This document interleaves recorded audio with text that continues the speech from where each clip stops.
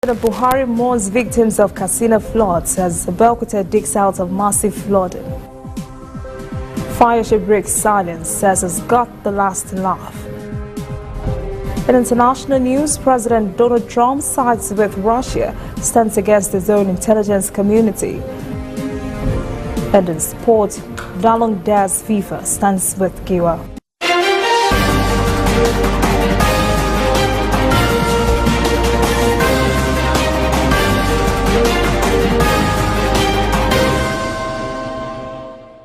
This is ANN News. I am Olajumoke Olatunji. This is rainy season in Nigeria, and many parts are experiencing torrential downpours. Damage during the season is usually expected, but nature sometimes goes beyond the expected. That is what happened in Katsina, where 44 have died and more than 500 houses destroyed in a mammoth flood. This natural disasters are not lost in President Muhammadu Buhari, who himself originates from Katsina. He has expressed his sadness and concern about the devastation caused by these floods, not just in Katsina but around the country. The president has pledged federal government support for victims of these disasters. He said he has directed the National Emergency Management Agency to do everything possible to help and comfort those who have been devastated by the floods. Katsina State Governor Aminu Masari says apart from the dead, 20 persons were missing in the storm. The floods were said to have ravaged farms and killed dozens of livestock, including cattle, sheep, and goats. Meanwhile, residents of Abeokuta, Ogun State capital, are still digging out of a mammoth flood that has killed 5 residents and wreaked havoc in the city. A mother and child are also reported missing as a result of the flood, which also is reported to have destroyed billions of naira worth of property. The amazing thing is that it only rained for about 2 hours, but that was not enough to cause all the damage. Many fled their homes and shops when rising flood waters began to invade. Dozens of parked vehicles are also reported to have been inundated by flood waters. Some of them were dragged by streams of water into deep gutters and pits. Some bridges were washed away, and sadly, a mother and a toddler were reported to have been swept away by the flood. All of this is enough to put fear in residents of coastal communities across the country. To allay fears in Lagos, the state government has assured residents of safety. It urged them not to panic because of heavy downpours, as it had flood abatement and ocean shore protection measures in place to keep them safe during the rainy season. A statement from the Commissioner for Information and Strategy, Kehinde Bamigbeton, says the state has already begun maintenance on all drainage channels in the state. Away from floods now, an appeal has gone out from internally displaced persons in Plateau State for help with healthcare services. They seized the opportunity in Jos on Monday when a group of medical laboratory scientists visited their camps. A leader in one of the camps says many of the occupants have various health challenges that need urgent attention, but they have no financial means to attend to them. The donations made to the camps were for personal hygiene. The visiting medical group has promised some medical assistance. There has been a great deal of posturing by incumbent Governor Dele Fayose on the governorship election that was just held last weekend. Where results were announced, he kept quiet while other party stalwarts were posturing. Now, the governor has broken his silence and described the conduct of the election a charade. He said President Buhari lacked democratic credentials because he applauded the conduct of the election. He said, quote, "I hold my head high. I can never be suppressed. I don't lose battles, and I will not lose this. I will laugh last." End quote. Meanwhile, another political party in the governorship election has taken the chill pill and said the election was an opportunity for it to retool and reposition itself for future elections. State chairman of the mega party of Nigeria, Dare Adekolu, said the outcome of the election and its performance had taught it lessons on how to grow. He said the party would be better prepared for future elections. He congratulated Governor-elect Kehinde Fayose on his victory and promised the mega party of Nigeria will provide credible opposition to the incoming government. The federal government wants electricity distribution companies to meter customers, and to this end, it has expressed concern over the 500 billion naira debts the DISCOs owe to the Nigeria Bulk Electricity Trading Company, NBET. Minister of Works Power Housing, Babatunde Fashola, says that even with what he called crazy estimated billing of customers, the DISCO's debt to NBET was still increasing. Fashola says his office receives daily reports of exorbitant bills by DISCOs to customers without meters. Meanwhile, DISCOs are not increasing their payments to NBET. He said DISCOs also owe generating companies more than 300 billion naira. So the minister has instructed the Nigeria Electricity Regulatory Commission to compel the DISCOs to ensure urgent, speedy supply and installation of meters to stop estimated billing. Still on energy, global oil benchmark Brent crude, against which Nigerian oil is priced, fell to $72 per barrel on Monday. Data from the International Monetary Fund reports a possible release from global crude reserves. The report shows a global slowdown in economic growth and the possibility that the U.S. may grant some waivers on Iran oil sanctions. U.S. President Donald Trump is considering releasing some petroleum from the U.S. Strategic Petroleum Reserve to show up rising gasoline prices. Nigeria may soon get a substantial investment in textile manufacturing from a Dutch firm. Vlisco has expressed its readiness to invest in 400 hectares of land for establishment of a textile park in Nigeria. Vlisco company executives are reported to have described Nigeria as a most important country to them, so they are ready to invest more than 10 million euros in a ready-to-drink project. The company says it will use 100% locally sourced milk. This project would create hundreds of jobs for Nigerians. President Muhammadu Buhari's administration is still going after stolen funds stashed away in foreign countries. He has asked the Netherlands to help in recovering more stolen funds and assets stashed abroad. When the president was in The Hague earlier this week, he met with the Prime Minister, Mark Rutte, asking for help in repatriating more of Nigeria's funds that have been stashed in his country. The two leaders were reported to have discussed other issues related to the fight against insurgency in the northeast, climate change, particularly the shrinkage of Lake Chad, economic cooperation, and the fight against corruption. Edo State Governor Godwin Obaseki has placed a 10 million naira bounty on the killers of 4 policemen in the state last weekend. This was decided during the governor's emergency security meeting with security chiefs in Benin on Monday. The governor described the killings of the 4 policemen as appalling. He has ordered a comprehensive investigation into the killings and the arrest of the assailant. The 4 officers were reported to have been killed at a roadblock while on a routine patrol. We'll take a short break. I'll be back after those messages. Stay with us.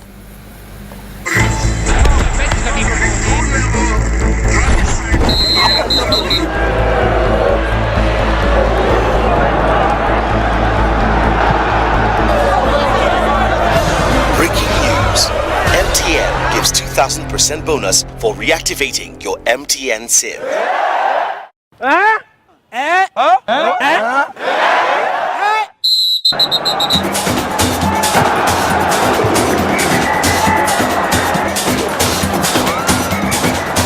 That's right. If you haven't used your MTN SIM for 45 days or more, recharge now and get 2,000% bonus. That's right, 2,000% bonus for your first recharge of every month.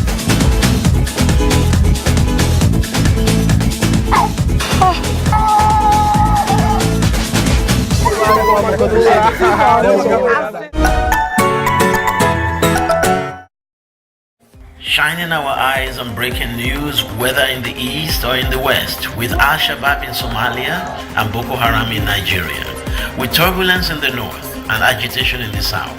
Wherever you live in Nigeria, wherever news happens in Africa, we've got it covered. ANN News, connecting Africans in a truly African spirit. Whether in your house, at your office, on your phone or online, we are there. We have the facts behind the headlines. We cut to the chase with the news you really need. We cover every angle. We are the bigger, better news network. We are African News Network. ANN. Watch ANN News on MITV from a truly African spirit. Welcome back. This is ANN News. Now to African stories. Tunisia's political crisis has escalated as the president withdraws his support for the premier because of a clash with the president's son. President Beji Caid Essebsi's son, Efeid Caid Essebsi, a leader of the ruling Nida Tunes party, called for the dismissal of Prime Minister Youssef Choucair 2 months ago because of his government's failure to revive the economy. General Tunisia's Workers' Union supported his call, but the union had rejected economic reforms proposed by the minister. Essebsi said in a broadcast that if the situation continues, the Prime Minister must resign or go to the parliament for a confidence vote. Egypt's parliament has passed a law that could protect senior military commanders from prosecution over the crackdown that followed Mohamed Morsi's overthrow. The law will give them ministerial privileges and immunity for any crime committed between July 2013 and June 2014. More than 1,000 protesters have been killed during that period. Thousands more were reportedly arrested or detained. Hundreds were handed death sentences after mass trials. Most of them were supporters of Morsi's now banned Islamic movement, the Muslim Brotherhood. Liberian President George Weah said on Monday he would take measures to tackle rampant inflation and poverty, including injecting $25 million into the forex market and taking steps to bring more local cash into the formal banking system. Weah says in an address to the nation he believes the more aggressive enforcement of monetary policy would go a long way to address the problem of negative impact of declining exchange rate and the serious hardship on the economic well-being of the Liberian people. He said the injection of dollars would help mop up some excess Liberian dollars, adding that 90% of local cash in circulation was being held outside the formal banking system, where there was no oversight. A former Soccer World Player of the Year, Weah took office at the beginning of this year on a promise to stamp out corruption and end economic misery for millions of Liberians. U.S. former President Barack Obama has urged Kenyan leaders on Monday to turn their backs on the divisive ethnic politics that have frequently spilled over into violence and to stamp down on corruption. Obama, while opening a school in his father's home village of Kogelo in western Kenya, praised the rapprochement between President Uhuru Kenyatta and opposition leader Raila Odinga, but said they must do more to heal the rift between Kenya's 40-odd ethnic groups. Obama has since left for South Africa, where he's delivering the Mandela Anniversary Lecture. South Africa now has a super radio telescope that will study galaxy foundation. This is the first phase of what will be the world's largest telescope to unravel the secrets of the universe. When fully operational, the SKA telescope will be 50 times more powerful than the current telescope operated by U.S. National Aeronautics and Space Administration and other agencies. It has image resolution quality exceeding the Hubble Space Telescope. The SKA will comprise of a forest of 3,000 dishes. It is built by an international consortium including Australia, Britain, Canada, India, Italy and New Zealand. South Africa has invested about $250 million in the telescope. 10 top officials of Kenya state-run electricity provider have denied more than 6 criminal charges that include economic crimes and conspiracy to defeat justice. Employees, including the current and former managing directors at the power company, were arrested on Sunday in connection with the purchase of $45 million worth of transformers, some of which were faulty and cost $5 million to repair. They're accused of issuing irregular contracts and overcharging customers. The electricity provider said the arrest would not affect business operations. Fishing communities in Ghana have said they are not in support of the government's decision to impose a one-month ban on fishing activities. Ghana's Minister of Fisheries, Elizabeth Afoli-Akwaya, said the ban would start early next month and will cover all inland activity and in the Atlantic Ocean, with the exception of tuna fishing. The minister said this would allow increase in fish stocks. The head of a fishing association in the country's capital, Accra, complained that they were not consulted. He said the ban would have an economic impact on all fishing communities. There have been continued reactions to Cameroon's President Paul Biya's announcement that he would seek re-election in the country's next presidential poll. Biya had been president for 36 years. If he wins another election, he will be 92 years old at the end of that term. The president's close aide said Biya remains the best choice for Cameroon. A coalition of 20 opposition parties reportedly announced support for Biya. Presidential candidate of the Progressive Movement Party said Biya is paying off some opinion leaders and members of civil society to stand by him. Analysts say Cameroon has dropped from middle-income country when Biya took over in 1982 to low-income country. Stay with us, we'll be right back after these messages.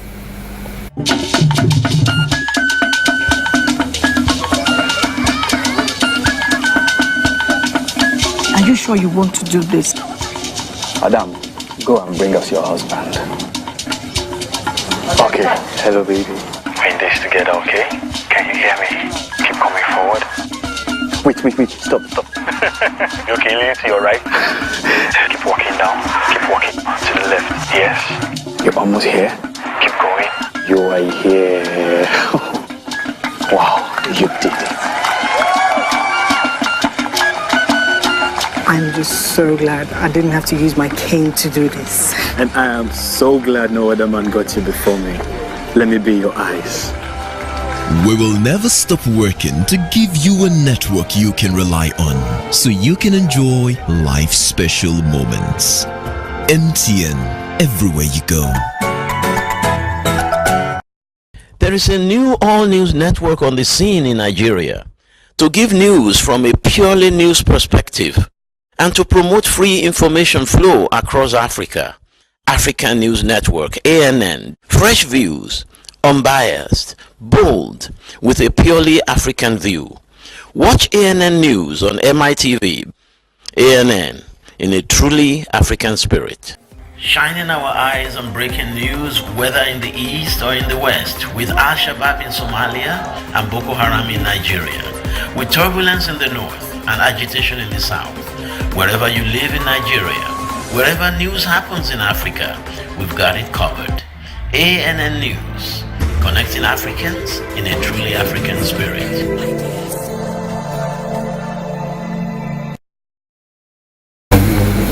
Welcome back. Security forces in southwest Iran have arrested 4 suspected Islamic State operatives who were planning attacks. Last year, Shiite members carried out attacks on the parliament in Tehran and the mausoleum of the father of Iran's revolution, Ayatollah Ruhollah Khomeini, killing at least 18 people. Intelligence Minister Mahmoud Alavi said the team had the intention of sowing destruction in certain areas, but the operations were not carried out because of the timely intervention of security forces. 3 suspected Islamic militants and 1 member of the Iranian security forces were killed when they clashed on Saturday in northwestern Iran. A blob of hot volcanic lava struck an ocean tour boat just off the big island of Hawaii on Monday. Nearly 24 people were injured in the worst casualty incidents to date from the ongoing eruption of the Kilauea volcano. Authorities said a huge steam-driven explosion caused by molten rock mixing with seawater as it poured from the shoreline sent a lava bomb crashing through the roof of the boat and into the vessel's sitting area. The boat returned to port in Hilo and returned power just under an hour later. 3 of the injured were taken to a local hospital. From severe flooding to extreme heat in Japan, an intense heat wave has killed at least 14 people over a 3-day-long weekend in Japan. High temperatures on Tuesday hampered the recovery in flood-hit areas, where more than 200 people died last week. The Japanese Meteorological Agency said temperatures on Monday, a national holiday, surged above 39 degrees Celsius in some inland areas. It combined with high humidity to produce a dangerous condition. At least 14 people died from the heat over the long weekend. Thousands more were treated in hospitals for heat-related conditions. We'll take another short break and be right back. Stay with us. Whether in your house, at your office, on your phone or online, we are there. We have the facts behind the headlines. We cut to the chase with the news you really need. We cover every angle. We are the bigger, better news network. We are African News Network, ANN. Watch ANN News on MITV from a truly African spirit.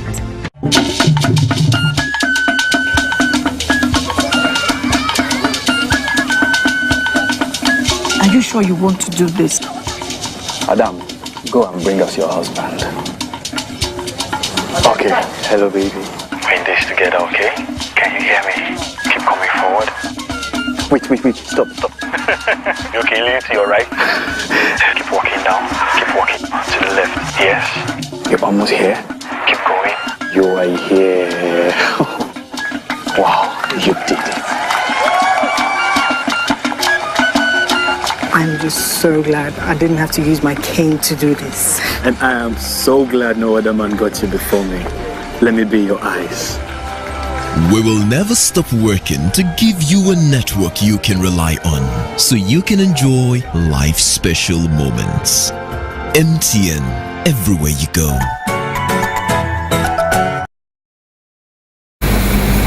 Welcome back. More international stories. U.S. President Donald Trump has done it again. He has aggravated most of his supporters back home and thrown the international community into a frenzy over his meeting on Monday with Russian President Vladimir Putin. Trump refused to blame the Russian leader for his country's meddling in the 2016 U.S. election. He was also casting doubts on the findings of his own intelligence agencies and has sparked a storm of criticisms at home.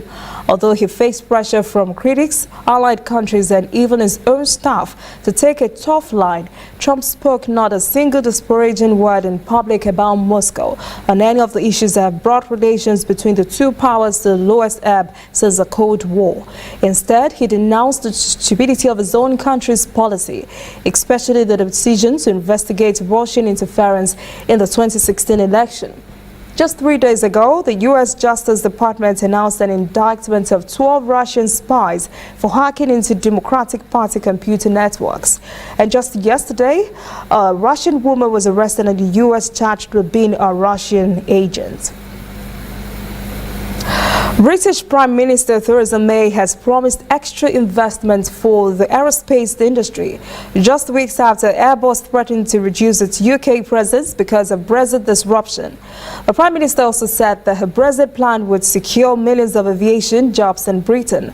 This comes amid growing criticisms of a plan from MPs, with another government member resigning on Sunday in protest. The proposal urges close links to the EU on trade in goods but not services.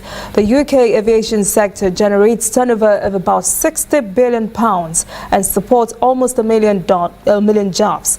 British aerospace exports alone were worth £30 billion last year. Industry Trade Association have warned the sector could be paralyzed if Britain leaves the EU customs union and single market, given its dependence on cross-border trade in components. A 29-year-old Russian woman living in Washington, D.C. has been arrested on Monday and charged with conspiracy to act as an agent of the Russian government while developing ties with American citizens and infiltrating political groups. The U.S. Justice Department said Mariah Butina, who studied at American University in Washington and is a founder of the pro-gun Russian advocacy group Rights to Bear Arms, was arrested on Sunday and accused of operating at the direction of a high-level official who worked for the Russian Central Bank and was recently sanctioned by the U.S. Treasury Office of Foreign Asset Control. A U.S. federal judge has temporarily barred the U.S. government from the rapid deportation of immigrant parents who reunited with their children, while a court considers the impacts of children's rights to seek asylum.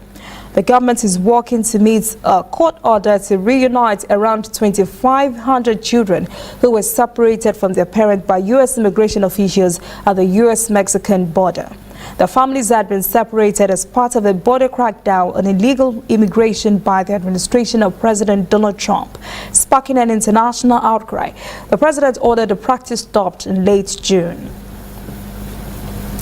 Now to sports. Nigeria Sports Minister Solomon Dalung has dared FIFA and insisted that Chris Giwa remains the president of the Nigeria Football Federation, as was declared by the Supreme Court judgment 3 months ago. FIFA President Gianni Infantino had warned the Nigeria risk a ban, as the World Football Governing Body only recognizes Amaju Pinnick as the president of the NFF. Dalung says obeying the Nigerian court order and the rule of law means Giwa remains president. Pinnick, who was at the World Cup in official capacity, has been expected in the country this week. President Muhammadu Buhari has directed the Minister of Foreign Affairs, Geoffrey Oyema, and the Minister of State Aviation, Hadi Sirika, to commence the process of repatriating Nigerians who traveled to Russia for the 2018 World Cup and got stranded after the competition. The Nigerian football fans were stuck in the country following the activities of some unscrupulous travel agents who cancelled their return ticket. Some Nigerians also used the World Cup's official fan IDs to travel to Russia with the promise of finding work or even playing professional football there. Shehu said based on the presidential order, the two ministers concerned had taken necessary actions to bring the Nigerians back home. Russian charity organization Alternativa said it had helped about 50 Nigerians stranded in Russia and estimated there were about 200 in difficulty overall. Meanwhile, Lagos State Governor Akinwumi Ambode has rescued 50 of the stranded fans. That's our report this evening. Thanks for joining us. For details on this and other stories, visit our website, cnnafrica.net, and our social media platforms, CNN Africa TV. I am Olajumoke Olatunji. Have a pleasant evening.